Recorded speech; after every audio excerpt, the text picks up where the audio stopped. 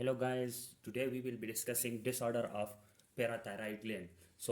Before starting the disorders of parathyroid gland, first we will discuss the functions of parathyroid hormone, which is the main hormone secreted by parathyroid gland. Okay, so what are the functions of parathyroid hormone? The main function of parathyroid hormone is to regulate the serum calcium level. How it will do this function of regulating the serum calcium level? First function is it increases the bone resorption, and by increasing the bone resorption, it will lead to elevated calcium level or high calcium level. Okay, bone resorption. The second, it causes the excretion of phosphate through kidney. In the proximal convoluted tubule, it causes the phosphate or phosphorus wasting. Okay, so it, as a result, it decreases the level of phosphate. Okay, it decreases the level of phosphate and it increases the level of serum calcium. It increases serum calcium level while decreasing the serum phosphate level. This is the main function of parathyroid hormone. It also increases the bone turnover. So for the bone turnover, there are two types of cell. One is osteoclast and the other is osteoblast. So okay, it increases the activity of osteoblast, and then as a result osteoclast activity also increases. And when it increases the osteoblast activity, so as a result of increasing osteoblast activity, alkaline phosphatase get released from or the osteoblast produces or releases the alkaline phosphatase. Okay, serum. So as a result of bone turnover, the serum alkaline phosphatase level get increase or get elevated. Okay, so the alkaline phosphate is the marker, is the main marker for bone turnover. Okay, now looking at the serum alkaline phosphatase, so there are some condition in which the serum alkaline phosphatase is elevated. Some of the condition causes the reduce or decrease serum alkaline phosphatase level. In some condition it is normal, and some of the condition in some of the condition the serum alkaline phosphatase level get elevated proportionately. Okay, so increased serum alkaline phosphatase, it get elevated or increase in rickets. It occurs in children. Osteomalacia, it is the condition of adults. And hyperparathyroidism. Okay, in hyperparathyroidism the serum alkaline phosphatase get increased. In which condition the decreased serum alkaline phosphatase is seen? So in the hypophosphatasia, this is the condition in which the decreased serum alkaline phosphatase is seen. In which condition the serum alkaline phosphatase is normal. So in the hypoparathyroidism and multiple myeloma, the serum alkaline phosphatase is normal. In which condition there is disproportionate increase of serum alkaline phosphatase. So in the Paget's disease of bones, the disproportionate increase of serum alkaline phosphatase is seen. Now we will discuss the disorders of parathyroidism, and first we will discuss the hyperparathyroidism.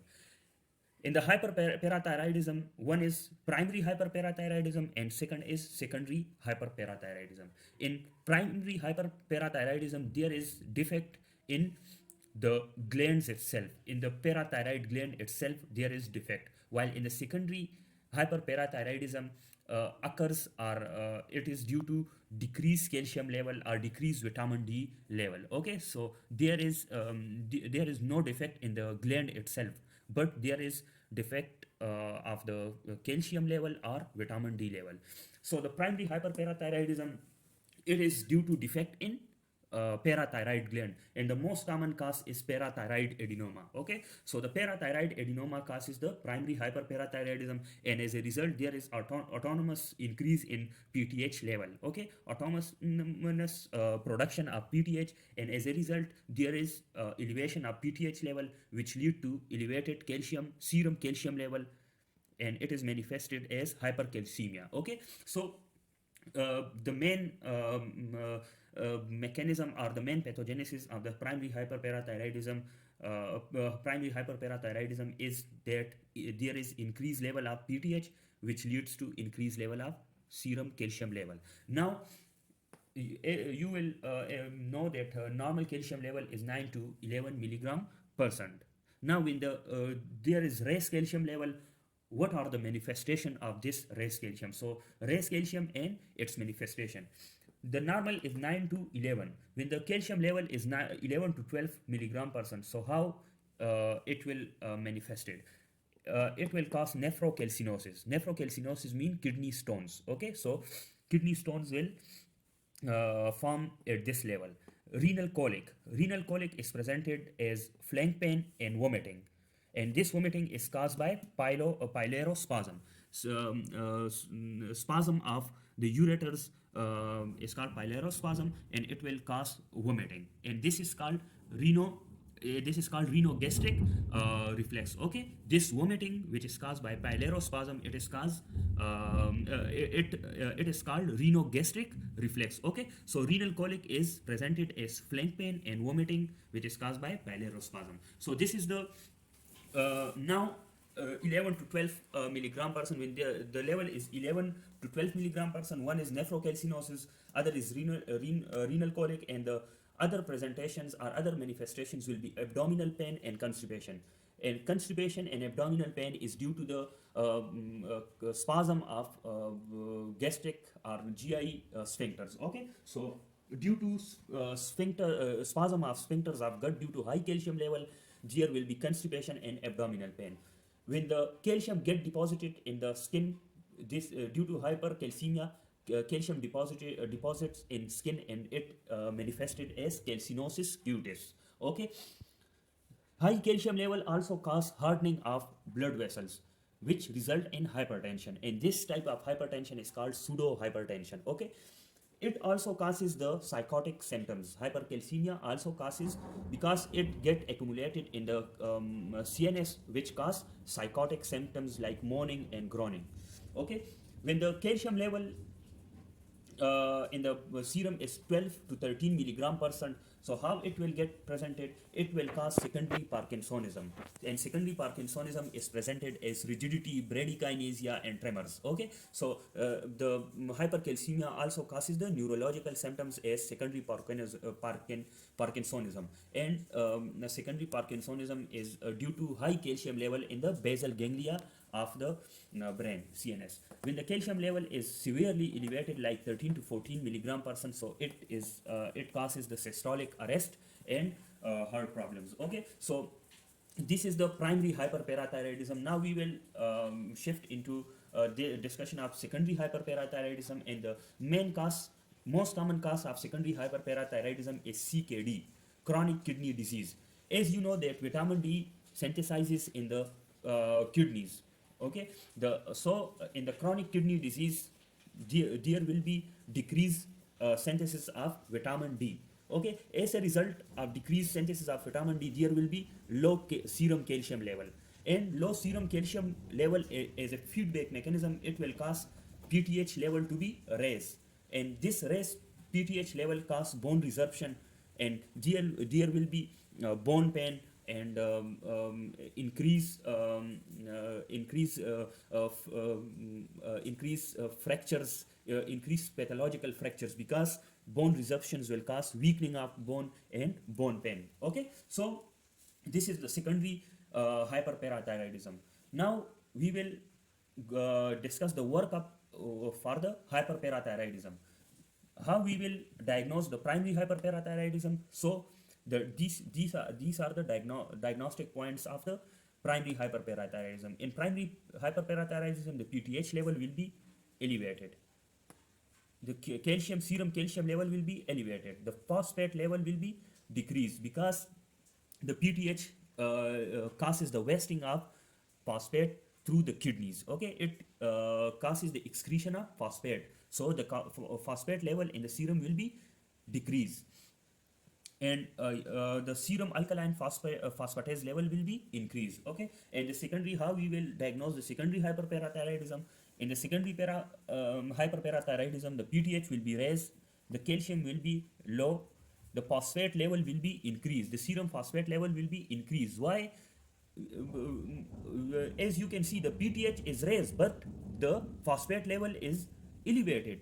How it can possible because the phosphate level is elevated due to the low GFR. As we discussed, that the secondary hyperparathyroidism is due to chronic kidney disease. So chronic kidney disease will lead to low GFR, low glomerular filtration rate. So due to that low GFR, the phosphate level will be elevated in the serum. Okay, it will not be filtered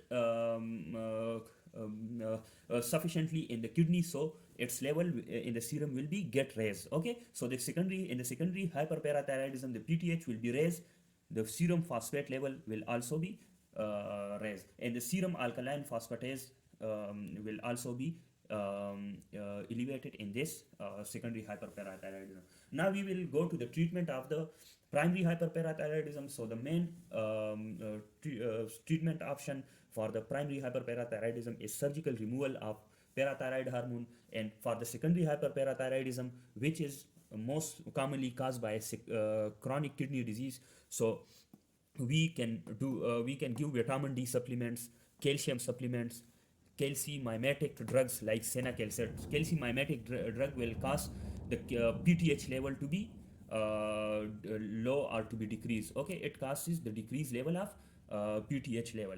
In now after that we will discuss the management of the hypercalcemia, the acute severe hypercalcemia. As we will discuss here that at the level of 13 to 14 milligram percent of the calcium level, there will be systolic arrest. Other manifestation of the acute severe hypercalcemia will be like confusion, constipation. Okay, there will be abdominal pain. So the acute severe hypercalcemia, how we will manage the acute severe hypercalcemia. Now we will discuss this management of acute severe hypercalcemia. Okay, so now we will discuss the management and the treatment of acute severe hypercalcemia, which is the acute severe hypercalcemia is not only. So the hypercalcemia is not only caused by hyperparathyroidism. There is also many causes of the hypercalcemia, like malignancies. In the malignancy, there is ectopic production of PTH like peptide, and it causes the hypercalcemia. It is also caused by thiazide diuretics. The use of thiazide diuretics also causes the hypercalcemia. It is also caused by granulomatosis diseases like sarcoidosis and milk alkali syndrome, which is caused by antacid toxicity. So it also causes the hypercalcemia. So there are many causes of hypercalcemia, and acute severe hypercalcemia is manifested by these signs and symptoms: confusions, constipation, polyuria and polydipsia, Short-County syndrome on EKG, which causes the systolic arrest and the kidney stones. Now the treatment of acute severe hypercalcemia. First, we will hydrate the patient by normal saline. Okay, as there is polyuria and polydipsia in the acute severe hypercalcemia, so compensate for their dehydration, we will hydrate the patient by normal saline. We will also give furosemide drip to the patient. And what furosemide do? It causes the calcium loss in the urine. Calcium loss in the urine, so it will treat the look for the hypercalcemia. Okay, now we can also do and this is IV ibandronate. This is the drug of choice for the acute severe hypercalcemia, and ibandronate is basically the bisphosphonate. Okay, so this is the drug of choice for the acute severe hypercalcemia. We can also give the calcitonin nasal drip, which is the antagonist of parathyroid hormone. Okay, so in the primary hyperparathyroidism, we can use the calcitonin, which act as antagonist of PTH. So this is the acute severe hypercalcemia. In this lecture, we discuss the hyperparathyroidism, primary hyperparathyroidism, secondary hyperparathyroidism, its workup, its lab findings, its treatment, and in the last we discussed the acute severe hypercalcemia. In the next lecture, we will discuss the hypoparathyroidism. Thank you.